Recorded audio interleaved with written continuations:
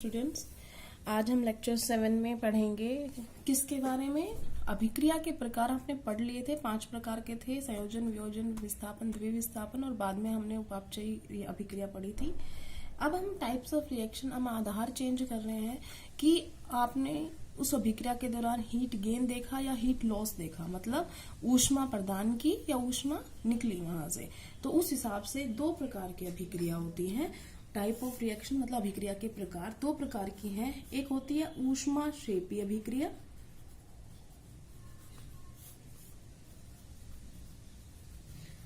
और दूसरी प्रकार होती है ऊष्माशोषी अभिक्रिया।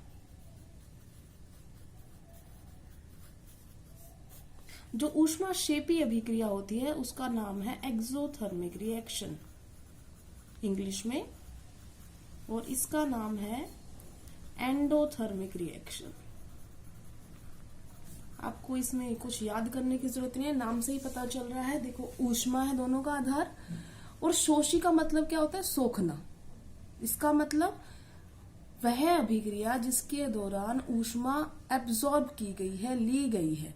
ठीक है ना, आपने किसी चीज को गर्म किया, जैसे फॉर एग्जाम्पल पानी को गर्म किया और वो बदल गया अपनी भाप में, वाष्प में, तो इसका मतलब आपने उसको टेम्परेचर प्रोवाइड किया, तो ऊष्मा प्रोवाइड की। तो ऊष्माक्षेपी अभिक्रिया क्या हो गई? जिसके अंदर ऊष्मा निकलती है बाहर, आपने प्रोवाइड नहीं की। जब वो अभिक्रिया हुई, रिएक्टेंट्स प्रोडक्ट्स में चेंज हुए, तो वहां पर हीट इवॉल्व हुई, ऊष्मा निकली। नाम से ही पता चल रहा है, देखो नाम से। अब इंग्लिश मीडियम वालों को तो कुछ दिक्कत ही नहीं है। थर्म का मतलब क्या होता है? हीट। रिएक्शन वो रिएक्शन जिसमें हीट। एक्सो आपने सुना होगा, जब भी आप किसी बड़ी जगह पे एंट्री करते हैं या एग्जिट करते हैं तो वहां पे लिखा होता है दिस इज एंट्री और दिस इज एग्जिट। तो एंट्री का मतलब क्या होता है? अंदर आना, और एक्सो एग्जिट वाली स्पेलिंग याद करो, उसमें आता है EXIT, वहीं से आ रहा है। एक्सो मतलब बाहर। तो वह रिएक्शन जिसके अंदर हीट जो है एक्सो हो, मतलब बाहर हो। और इसमें देखो थर्मिक रिएक्शन एंडो, एंट्री वाला याद करो EN, एंडो मतलब अंदर। तो इसका मतलब वह रिएक्शन जब हीट जो है वो दी जाए। तो अब इसका एग्जाम्पल समझते हैं, फिर अच्छी तरीके से समझ में आ जाएगा। ऊष्माक्षेपी अभिक्रिया जिसके अंदर से हीट निकलती है। आपने कभी भी सफेदी को पानी में मिलाया हुआ देखा होगा? मटका गर्म हो जाता है, होता है कि नहीं होता है? क्यों होता है? क्योंकि उस वक्त ये अभिक्रिया, जैसे ही ये चूने का पानी बनेगा, कैल्शियम हाइड्रोक्साइड बनेगा, साथ में कुछ और भी इवोल्व होता है, that is heat. Heat evolve होती है।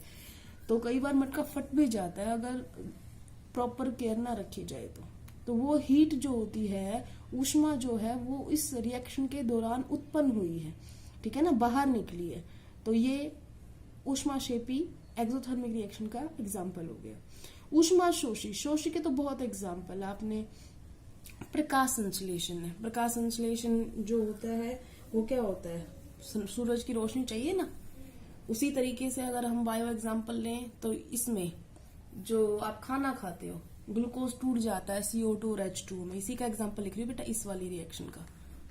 इसका लिख रही हूँ, पहला ये लिखा ना, दूसरा मैं लिख रही हूँ C6H12O6। ग्लूकोज है, आप खाना खाते हो, सांस लेते हो तो ऑक्सीजन आई, तो किस में कन्वर्ट हो जाता है? पानी में और CO2 में। और प्लस में आपकी बॉडी को क्या मिलती है? Energy. Energy is a type of heat, मतलब एनर्जी भी तो क्या है? एक फॉर्म है ना, एनर्जी निकलना, हीट निकलना। तो वो क्या है? ऊष्माक्षेपी अभिक्रिया है। एंडोथर्मिक एग्जाम्पल देख रहे हैं, आपने चूना पत्थर सुना है? तो जब आप उसको गर्म करेंगे तो ये चूना बनेगा, प्लस में CO2 बनेगा। इसी तरीके से थोड़े दिन पहले आपने वो क्रियाकलाप 1.6 आया था या 7 आया था, उसमें पढ़ा था कि जब बिजली गुजारी गई, इलेक्ट्रोलाइसिस किया गया, विद्युत अपघटन किया गया पानी का, तो हाइड्रोजन अलग हो गई और ऑक्सीजन अलग हो गई। तो यहाँ पर फॉर्म दी गई ऊष्मा, यहाँ पर दी गई बिजली, एनर्जी की फॉर्म है ना, एनर्जी दी गई। तो ये सब क्या है? ऊष्माशोषी अभिक्रिया। अगर यहाँ पे हीट ना दे तो ये रिएक्शन नहीं होगी, अगर यहाँ पे बिजली ना दे तो ये रिएक्शन नहीं होगी। ठीक है ना, प्रोडक्ट्स में नहीं बदलेंगे। उसके बाद आते हैं हम अगले टॉपिक पे, जो है बहुत इंपॉर्टेंट, पेपर में मोस्टली पूछा जाता है। एक है संचारण और एक है विकृत गंधिता।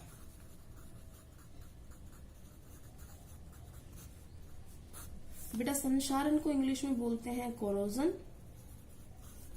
और विकृत गंधिता को बोलते हैं रेंसिडिटी। ठीक है, तो अब बात करते हैं ये क्या होते हैं। संक्षारण तो आपने देखा होगा, जब भी हम कोई याद कर लो आप, अभी तो गर्मियों का मौसम है तो कूलर ही समझ लो, नया कूलर लेके आते हो, बिल्कुल चमक रहा होता है ना, तो इसका मतलब उसमें अभी तक कुछ नहीं, बिल्कुल नया है, लेकिन थोड़े दिन बाद, मान लो आप 1-1.5 महीना बाद ही देख लेना, उसमें थोड़ा थोड़ा जंग लगने लग जाएगा। तो हुआ क्या, वो जो लोहा था, एक प्रकार की धातु है जो, वो किसके संपर्क में आई, हवा के, पानी के संपर्क में आई, तो धीरे धीरे वो क्या होने लग गई, वीक होने लगी, कमजोर होने लग गई। वो क्यों हुआ, तो मैं क्या कह रही हूँ, संक्षारण क्या है कि जब भी कोई धातु किसी वायु के और पानी के, दोनों चाहिए इसे, ऐसा नहीं कि एक ही चाहिए, वायु और पानी या नमी भी कह सकते हो, इनके संपर्क में आएगी तो वो क्या हो जाती है, उपचयित हो जाती है। ठीक है ना, मेटल का क्या बन जाएगा, वायु में ऑक्सीजन होती है ना, मेटल ऑक्साइड, या और भी तरीके से भी ऑक्सीडेशन होता है, तो उपचयित होकर धीरे धीरे, अब जैसे लोहे का एग्जांपल लिया, लोहे ने उपचयित होकर क्या बना दिया, रस्ट। अगर आपको नहीं समझ में आया तो अभी फिर से देखते, देखो मेटल क्या थी यहाँ पर, आयरन, उसने हवा से ऑक्सीजन ली, पानी लिया, और वो उपचयित होगी, और ये बन गया Fe2O3XH2O। ये क्या बन गया बेटा, ये रस्ट, जंग का फॉर्मूला है। तो आप देख सकते हो, पहले वो सिर्फ मेटल थी, अब वो मेटल का ऑक्साइड हो गया। इसका मतलब जब कोई धातु पानी और वायु के संपर्क में आती है, या किसी एसिड बेस का भी लगा सकते हैं, एसिड बेस के संपर्क में आती है तो उपचयित हो जाती है, और धीरे धीरे वो कमजोर होने लगती है। इस स्थिति को संक्षारण कहते हैं। आई थिंक समझ में आ गया होगा, मैं दोबारा बोल रही हूँ। जब कोई धातु, कई बच्चे इसमें बेटा गलती करते हैं, बहुत बार करते हैं, धातु नहीं लिखते, चीज लिखते हैं।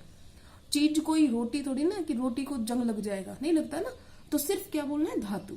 जब कोई धातु वायु और पानी या अम्ल और क्षारक के संपर्क में आती है तो उपचयित होकर धीरे धीरे कमजोर होने लगती है, इसे संक्षारण कहते हैं। आपने बहुत सी धातु देखा हो, एक तो आपने लिखा, ये हो गया इसकी उपचयित फॉर्म आयरन की।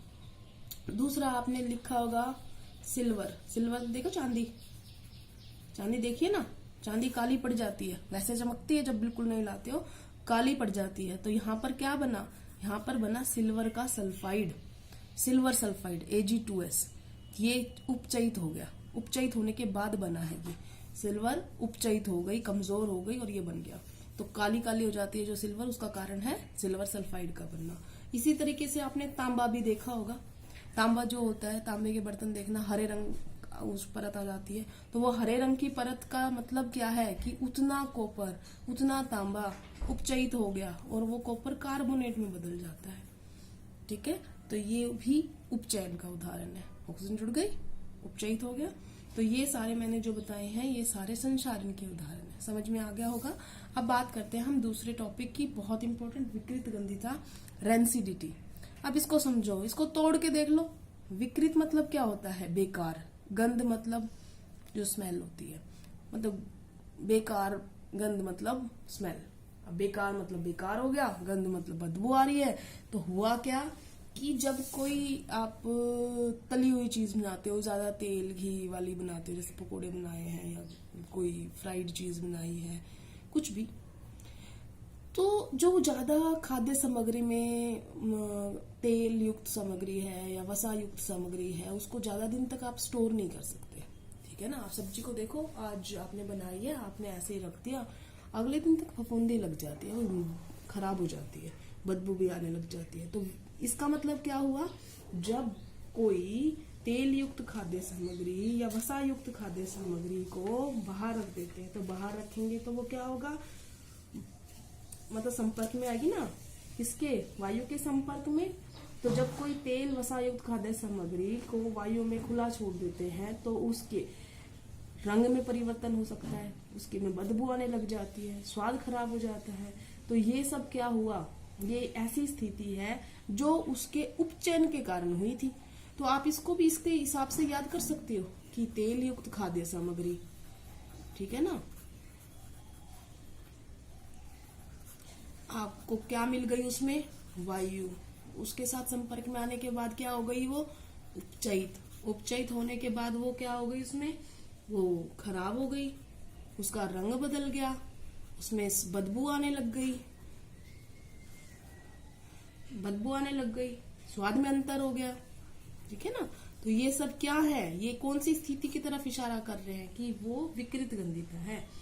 तो इसका मतलब खाद्य सामग्री अब वो खाने के लिए उपयुक्त नहीं रही। इसको बचने के लिए भी कई उपाय हैं। जैसे हम संचारण को बचाने के लिए उपाय क्या करते हैं, पेंट कर देते हैं ना लोहे के बर्तनों पर, या देखना लोहे के ऊपर किसी की कोटिंग कर देते हैं। ठीक है, जिसकी वजह से उसको कुछ हो जाए, लोहे को कुछ ना हो। उसी तरीके से विकृत गंधिता को समझने के लिए आपको समझना पड़ेगा कि विकृत गंधिता खराब हो गया, खराब चीज आप अपनी घर बनाते हो तो जल्दी खराब होती है। मार्केट से जो सामान लेते हो, चिप्स लेते हो, कुरकुरे लेते हो, वो तो खराब नहीं मिलते आपको, वो तो 6-6 महीने पहले बनते हैं। तो क्या ऐड किया उनके अंदर, विकृत गंधिता से बचाने के लिए उनके अंदर डाले जाते हैं बेटा एंटीऑक्सीडेंट्स।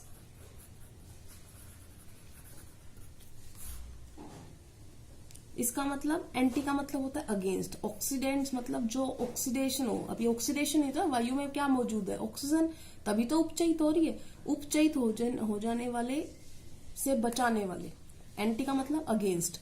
तो उससे बचाएंगे तो ऑटोमेटिकली चीज क्या नहीं होगी, खराब नहीं होगी। तो वैसे ही जैसे पैकेटों में जो चिप्स कुरकुरे होते हैं उसमें नाइट्रोजन गैस भरी जाती है और ऑक्सीजन को निकाल देते हैं। तो वो जो गैस भरी होती है जिसकी वजह से वो बहुत फुला फुला लगता है, वो कौन सी गैस है, नाइट्रोजन गैस है। और नाइट्रोजन गैस जो होती है वो खाद्य सामग्री से क्रिया नहीं करती। उसी तरीके से बेटे हिंदी में इसको बोलते हैं प्रतिऑक्सीकारक।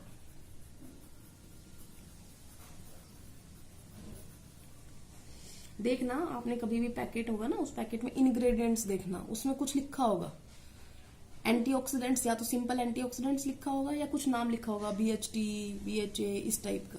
तो वो एंटीऑक्सीडेंट्स हैं। तो एंटीऑक्सीडेंट्स के नाम भी आपको हो गए BHT, BHA। इतना अगर मैं इनको बताऊंगी डिटेल में तो आपको समझ में नहीं आएगा। ब्यूटाइरेटेड हाइड्रोक्सी टोलुइन, ब्यूटाइरेटेड हाइड्रोक्सी एनिसोल, तो ये आपको समझने आया। आप सिंपल ये फॉर्म याद कर लो अगर कभी कोई पूछ ले तो। उसके बाद और भी क्या कर सकते हैं हम घर में, अगर ज्यादा चीज बनानी, अचार बनाते हो तो तेल डालते हैं ना बहुत ज्यादा। तो तेल जब बहुत ज्यादा डालते हैं तो वायु का संपर्क क्या हो जाता है, मान लो ये अचार है, उसके ऊपर तरा के रखते हैं तेल को। अगर कम रखेंगे तो जल्दी खराब हो जाता है। अगर तेल ऊपर तक है तो हवा के साथ उसका संपर्क नहीं हो सकता, क्योंकि तेल के अंदर वायु नहीं आ सकती। तो इस वजह से वो अचार खराब नहीं होता।